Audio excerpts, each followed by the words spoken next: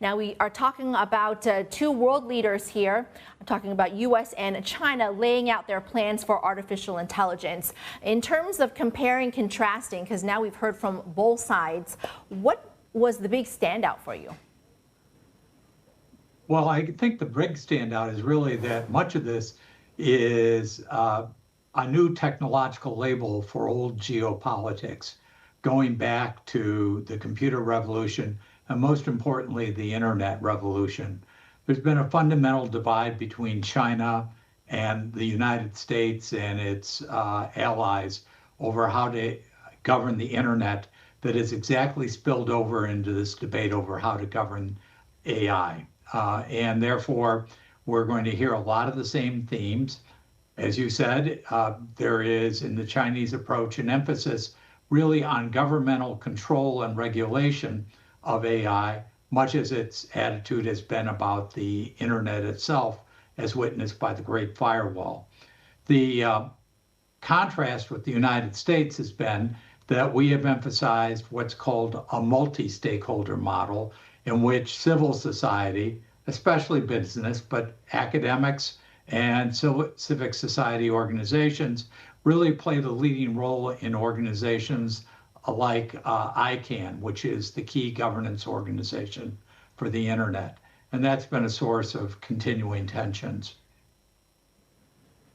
And you mentioned the internet here, and when I think about it and China, the first thing that jumps out at me, and of course for everybody, is knows that you can't use Facebook in there, can't use Google or YouTube or any of those types of applications and platforms. So how would this fit and be acceptable to the rest of the world, as China wants this to be a global partnership in, of course, regulating and developing artificial intelligence? What does China have to offer here? So the Chinese declaration about AI this last couple of days has underlined, if you would, the foreign aid aspects of its AI approach. And this takes a couple of forms. One is to emphasize support for education and training, which almost every government supports. And then it stresses two technological factors.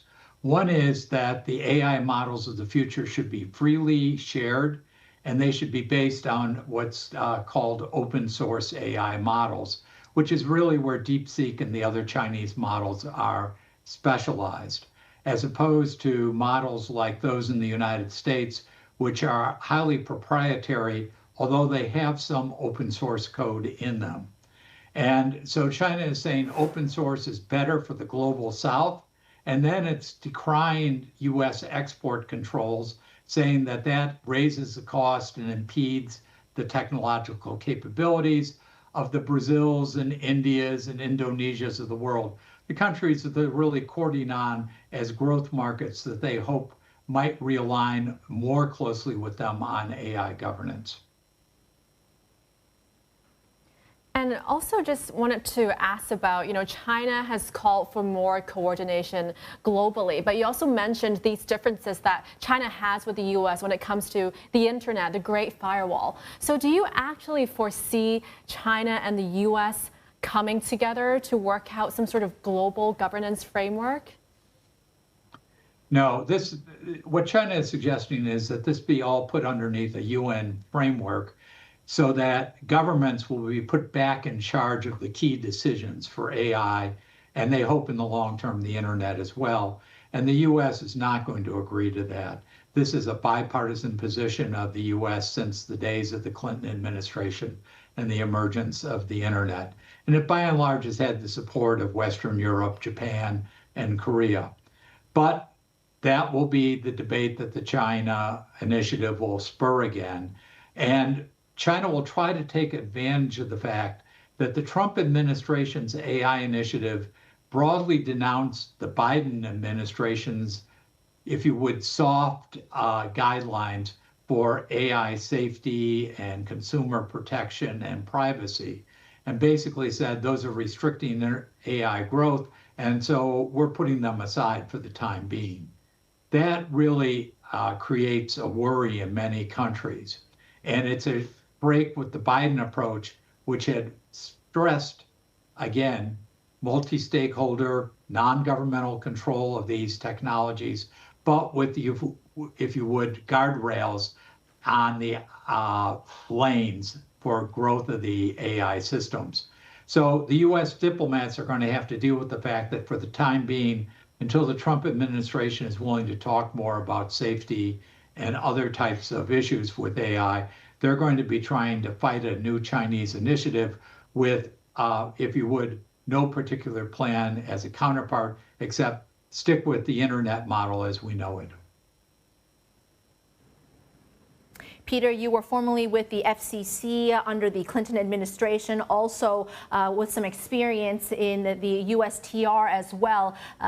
Very big topics that we are, of course, discussing now. And your experience in telecommunications, is there any parallels or experiences that can be drawn from in the telco build out previously that we can lend when we see the AI build out now and the development in artificial intelligence? I think there's a terrific parallel. When the internet hit and we had to restructure how global communications networks worked in order to get their economics to be compatible with the internet, we used to charge a fortune for global communications connections. And we had to cut that. And nowadays, you essentially have free international connections, right? Their worry was that that would somehow reduce universal service build out in developing economies. But in fact, it opened the way to cheap, effective mobile communications provided in competitive markets. I think that today what we're seeing, for example, in Asia, is the growth of already specialist AI firms who aren't trying to compete in the world of OpenAI or ChatGPT, but they're like Apple. They're choosing the idea of creating AI capabilities at the edge, which is relatively cheap and can be built on top of those big LLM models and specialize in particular knowledge of national markets, languages, and also certain industry specialties. And as a result, I think that you're going to see the growth of a very large number of small and especially medium-sized enterprises in developing economies, especially ones that are investing in infrastructure and education, who will be in the AI world. They just won't be in the end of it that is trying to spend billions of dollars on the biggest comprehensive AI model. And for all we know, it may be those mid-sized models on the edge that are actually going to make more money in the medium term.